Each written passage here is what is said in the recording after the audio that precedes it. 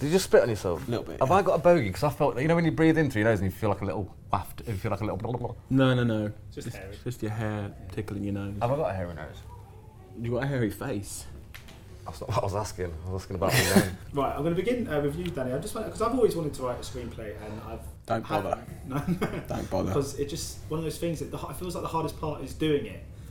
You've done it now. It must be quite hard to believe that it's not only have you done it, but it's about to be released. It's all quite surreal that this project that's been with you for so long is on the cusp of being out there in the big bad world. It is, yeah. I don't think that's quite sunk in yet because it's been so much to do. So I just had to focus on one thing at a time. We've been going through the festivals now.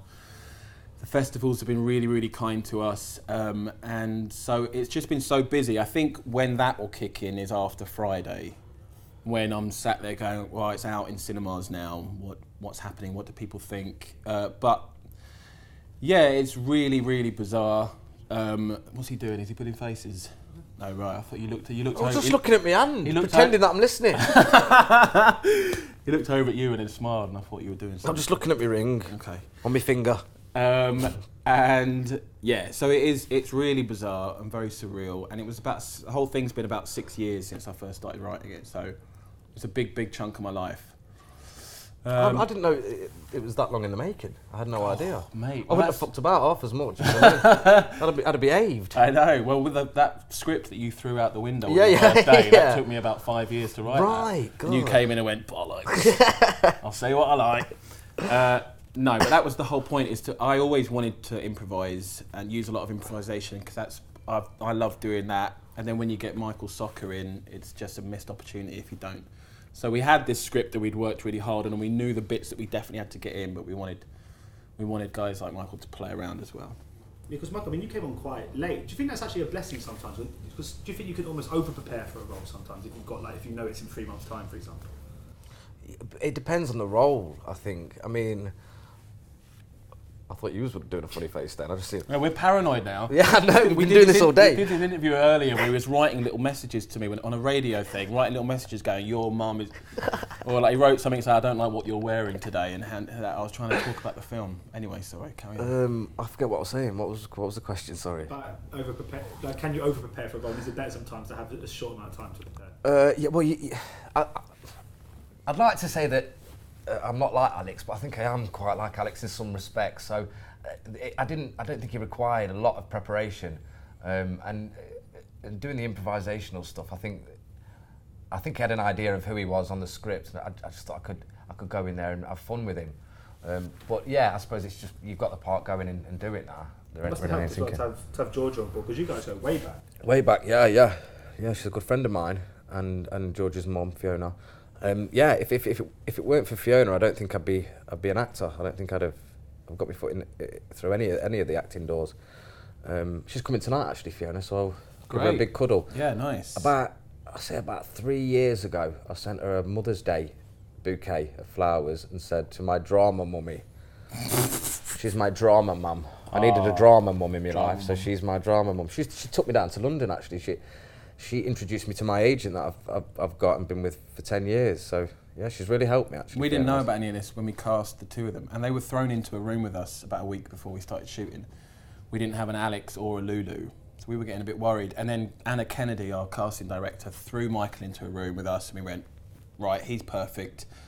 And like Michael said, he knew he could just come in and wear this part like a really comfy suit and he could play around, and that's what we wanted.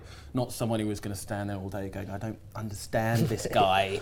Michael was just like, bollocks, let's have fun. And then Georgia came in and she nailed it as well, and then we just found out that they're like kindred spirits. So it was a nice little thing. And because obviously I did the production notes for this, so I'd spoken to pretty much all the people sort of involved, and there's a kind of obligation of people to say how much fun they had on set. But there was this, it seemed very genuine that all of you spoke about how much you got on and stuff. I mean, how important was that to this, particularly the fact it was all sort of done on night shoots as well? Yeah, we were a big team, and it was a mental team. I thoroughly enjoyed it. You're right, a lot of people do say, it was so much fun, but this one really was. It was such a laugh, and I was constantly laughing the whole way through. I really look forward to going in and just having fun. Yeah, it was a really fun one, and we wanted that atmosphere on set because mine and Ben's background has just been mucking about making these little short films with no pressure and, you know, just having fun and seeing what happens and improvising. And so we wanted to keep that really relaxed atmosphere on set. And so we just got really lucky that everyone got on so well, actually. And it was such a laugh. It was great. Yeah, it was a lot of fun. And I mean, Michael, you were saying before that you're obviously quite similar to Alex, but how about you and your role? I mean, are you quite similar? I'm not trying to suggest... You want to know if I'm a virgin, don't you? I was going to say, that's not me suggesting you were a virgin approaching 30. I mean, you might have been. I'm way past 30, but I am a virgin. Yeah. No, I'm not. I only work with virgins. He has it in his contract, he only works with virgins. Yeah, pure. Pure. It's really creepy. Yeah, well, there is, to a certain extent, definitely. I mean, I wrote this because I wanted to write a film about a character who was very, very shy about talking to women, which is something that I've definitely experienced, especially me in my 20s. I went through a long period of just having real terror about dating and everything like that.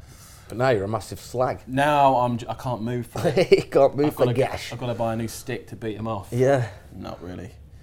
That was obvious, not really. You didn't need to tell me that.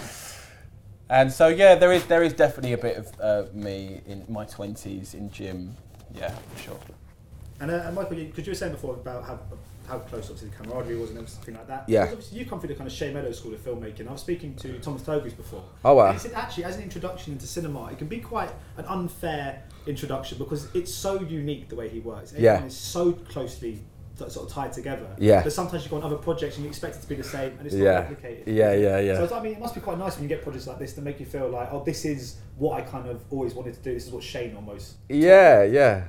I mean, yeah. I think what was on the script was fine. It was. I enjoyed it. I didn't want to change it. It was it was acceptable. Right? It was reasonable. It got to one point where I started doing TV. I thought, are they going to trust me enough with lines, with the script and lines? Do they think I'm capable of it? But I'm lucky really that I've got to. I mean, when I first started acting, I was doing plays, so it was to the script. It was musicals, so I had to do the. You did musicals? I did Bugsy Malone. Did you? What did you play in Bugsy Malone? What do you reckon? Not Bugsy. Of course. Bollocks. That's why I'm here now, babe. You played that girl with a mop. Oh, my sister played that, Fizzy. I played Sam in primary school. You? Did you? Yeah, did you really? Yeah. Well, I played Knuckles in primary school. They wouldn't give me Bugsy in primary school. Who did Dexter play? He played Babyface. Babyface. Give this to Babyface. That's right. Bugsy Malone is just the best. So we've got a real Bugsy Malone theme in this film with you and... I got really into... Well, I said, Elle, it's time. My little boy is old enough to watch Bugsy Malone. I says, come on, we'll watch Bugsy Malone. And I thought he'd be just swept away by it. He hated it. So I think the singing in it is just he doesn't understand why all these people are moving in unison and singing at the same time. There's no cartoon. Don't get it, Dad. So yeah, I was How quite old is he? disappointed. 19? He's 5. It is weird that when you watch it now, it's just adult voices coming out of little kids. Yeah, and when they sing, all of a sudden they've got these really deep voices. We could have been anything. Yeah. You mentioned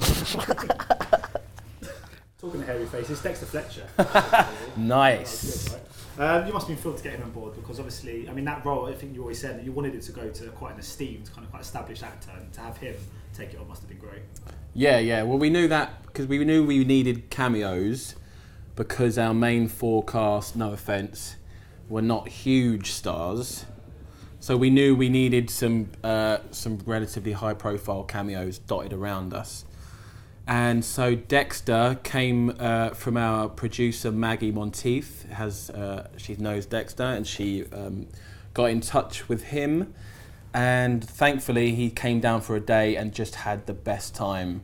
Again, we said to him, "Look, you don't need to feel like you stick to the script too much." So he just went off and had a good time with that character. And he made up loads of stuff. He made up the Jaffa cake stuff that wasn't in there. He just started talking about Jaffa cakes for some reason, and we said, well, we'll go with this then. He was brilliant. Yeah, he was absolutely brilliant. Because we knew that was a role that we thought an actor could come in and sink their teeth into and play just a really horrible, nasty bloke. Are they a cake or a biscuit, do you reckon? Jaffa's? Ooh. Didn't they have a court case? I think it might have. And they settled, I think they said it was a cake. Because biscuits go soft and cakes go hard. Oh, okay. So biscuits, when they go off, go. Yeah, I think that's. What a cookie then? Is that a biscuit? Because that goes hard. It does, doesn't it? Yeah, you're right. It starts off hard though. No, a cookie starts off soft. I was thinking the Maryland ones, they're quite crunchy. They Yeah, are because they're crunchy, cheap they've and gone shit. on. Don't slag them off. I'll do what I want in my life. Fuck Marylands. What did you do with all those boxes of t-shirts with your faces on them? I gave them to my family for Christmas. No. Like the premiere tonight. Yeah, we actually gave them away at some festivals. We during the Q&A we started throwing them out, and they were like, "Oh, cheers!" Just a T-shirt with my face on it. I love that T-shirt, People the weren't droopy thrilled. one. Yeah, the droopy one. And just very quick, my last question is, Yeah. Michael, I mean, you're in a guide to second date sex. I'm now, yeah. Not a sequel to this one. No. It sounds like it could be. Yeah. That's filming now, and I know that because I'm supposed to be on set tomorrow. I can't make it. Nice. How does your character fit into that project? Well, I play, funny enough, another sort of wingman best friend. I'm good at these roles. This is my thing. Well, Maggie brought me back again, didn't she? She saw me do Alex, and I think, yeah, fuck it, let's get him in as Dan. He did all right as Alex. He can be all right as Dan. Why not, mate? And I was available. I'd just come back off holiday. It seemed like the right thing to do. And thank you, Maggie. What's the next one? Surprise. Yeah, That's it. Alex in Hawaii. It's just you in Hawaii. With a Scottish accent? Yes. Sweet.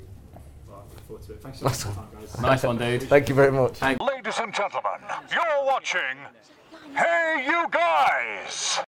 Hey, you guys, huh? Hey, you guys. Is that from the Goonies? It is indeed, yes. Nice. Hey,